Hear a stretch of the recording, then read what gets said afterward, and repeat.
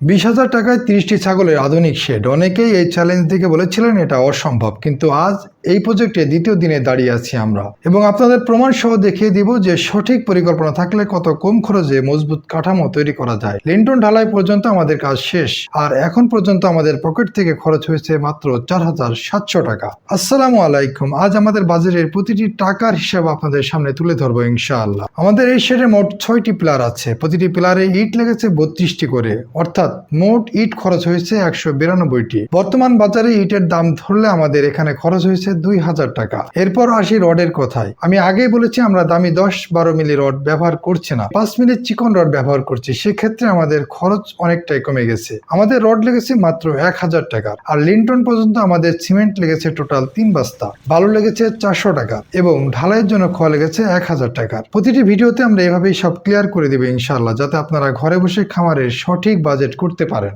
অনেকে প্রশ্ন করতে পারেন শাটারিং এর কাঠের ভাড়া কেন ধরলেন না। আমাদের গরুর শেডের কাজের জন্য যে কাঠগুলো ভাড়ায় এনেছিলাম সেই কাঠগুলো দিয়ে আমরা ছাগলের শেডের শাটারিং করেছি, অর্থাৎ এখানে আমাদের অতিরিক্ত টাকা গুনতে হয়নি। আপনারা যদি কাঠ ভাড়া করে শাটারিং করতে চান সেক্ষেত্রে সর্বোচ্চ 1,000 টাকা খরচ হতে পারে। এছাড়া লিন্টন ঢালাইয়ের কাজটা আমরা নিজেরাই করেছি। যেহেতু আমরা নিজেরাই কাজ করছি তাই সময় একটু বেশি লাগছে, কিন্তু মিস্ত্রি খরচ কমে যাচ্ছে। লিন্টন ঢালাই পর্যন্ত কাজ শেষ। এখন এটিকে পুরোপুরি 5-6 দিনের বিশ্রাম দিতে হবে, কারণ সিমেন্টের কাজে তড়িঘড়ি করলে টেকসই হয় না, তাই আমরা সময় দিচ্ছি।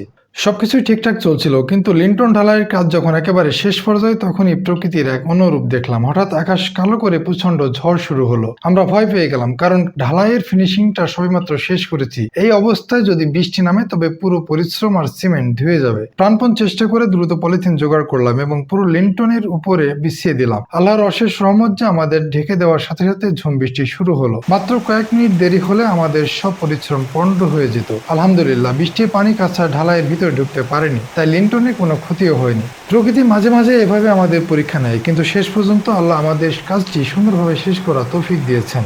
আমাদের পরবর্তী ধাপ হলো মাছা তৈরি এবং উপরে কাঠামো দাঁড় করানো। এখানে আমরা প্লাস্টিকের মাছা ব্যবহার করছি না, কারণ আমরা আগেই বলেছি আমাদের লক্ষ্য খরচ কমানো এবং টেকসই একটি শেড নির্মাণ করা।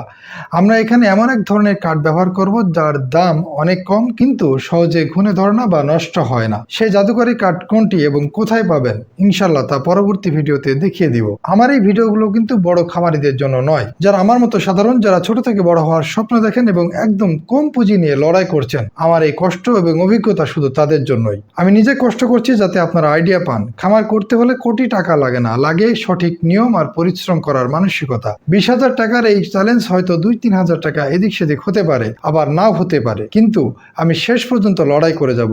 আপনারা আমার জন্য দোয়া করবেন যেন আমি সততার সাথে এই কাজগুলো শেষ করতে পারি। আল্লাহ যেন আমাদের এই কষ্টের উত্তম প্রতিদান দেন এবং আমাদের সবাইকে সফলতা দান করেন। আপনাদের কি মনে হয় আমরা কি 20,000 টাকায় এই শেডের কাজটি শেষ করতে পারবো?